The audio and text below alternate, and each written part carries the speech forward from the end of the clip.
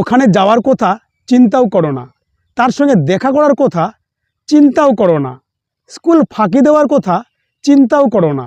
এই ধরনের বাক্যের ক্ষেত্রে বাক্যের গঠনটি হলো don't even think about plus verb plus ING plus object.